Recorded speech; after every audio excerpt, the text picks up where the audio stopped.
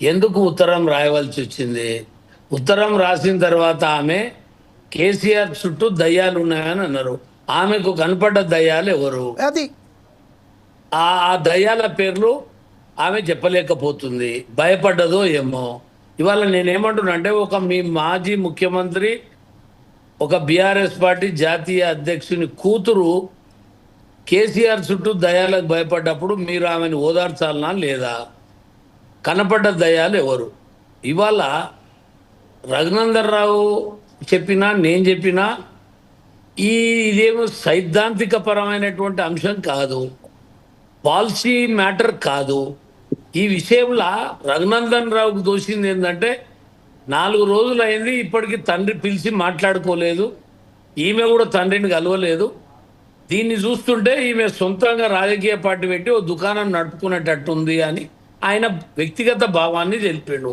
నేను కూడా ఇవాళ ఇక్కడ మాట్లాడుతున్నది వ్యక్తిగత భావమే, ఇది పార్టీ పాలసీ కాదు.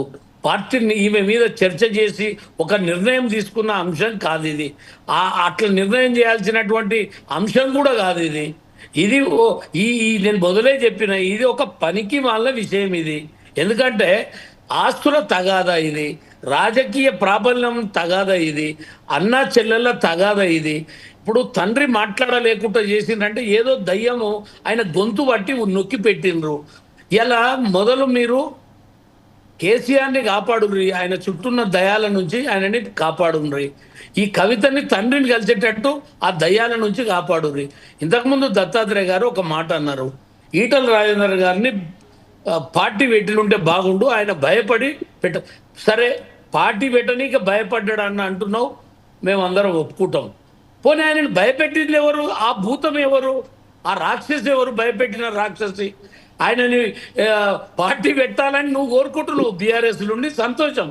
ఆయన మీద ఉన్న అభిమానంతోటో లేకపోతే ఒక బీసీ బిడ్డగా నువ్వు ఒప్పుకుంటున్నావు. కానీ ఆయనని భయపెట్టించినటువంటి రాక్షసుడు ఎవరు?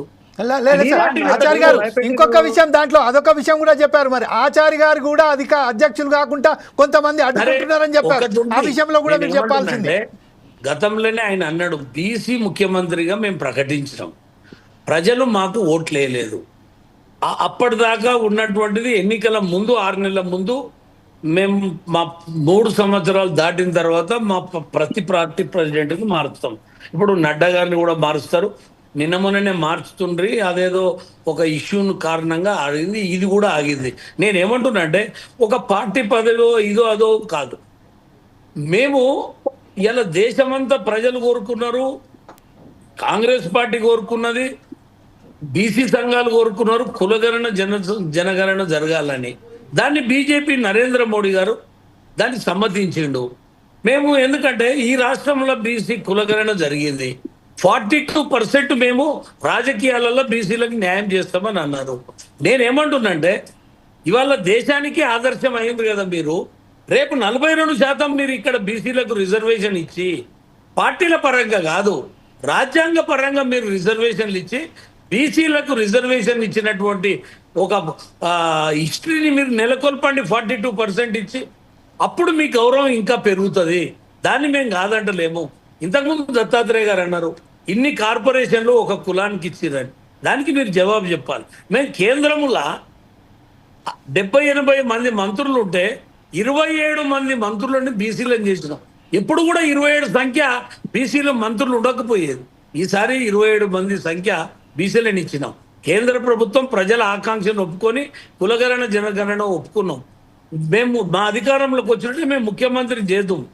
సరే ప్రెసిడెంట్గా నేనైతనా, ఈటల రాజేందర్ అవుతారా, ఎవరో ఒకరు బీసీలు కావాలనే ఆకాంక్ష మీరు కూడా కోరుకుంటారంటే మేము సంతోషపడుతున్నాం. బీజేపీ అధ్యక్షుడిని బీజేపీ కావాలని కోరుకోవడం కూడా మేము సంతోషపడుతున్నాం. నేను ఒకటే, మీరు కవితను రక్షించండి, ఆ దయ్యాల బారి నుండి రక్షించండి. ఆమె అంతగానం బాధపడి చెప్పుకున్నా కూడా మీరు ఎందుకు ఆమెను ఆదరిస్తలేడు? 4 రోజులు అయింది వచ్చి కనికరించుర్రి. ఆమెతోటి ఏ పార్టీకి పని లేదు. నేను ఇది కూడా చెప్తున్నా, ఏమో కాంగ్రెస్లో కూడా పని ఉన్నదని నేను అనుకోను. మాకైతే అసలే పని లేదు. ఇక ఇప్పుడు రాజకీయాలలో ప్రతి వ్యక్తి మీ పార్టీలనే ఉండని ఆమె. ఎందుకంటే ఒక మాట మిత్రుడు బీఆర్ఎస్ నాయకుడు ఒక మాట అన్నాడు, ఆమె గలాన్ని ఎవరు ఆపం, మేము ఏం ఆపం, కానీ 10 ఏళ్ళు ఎందుకు మూగపోయింది? కేసీఆర్ గారు ముఖ్యమంత్రి ఉన్నప్పుడు ఆమె గలం ఎందుకు మూగపోయింది, రైట్ రైట్ పదవి మోగనే ఎందుకు ఆమె గలం పెరిగింది, ఓకే దీనికి కూడా మన దత్తాత్రేయ గారు జవాబు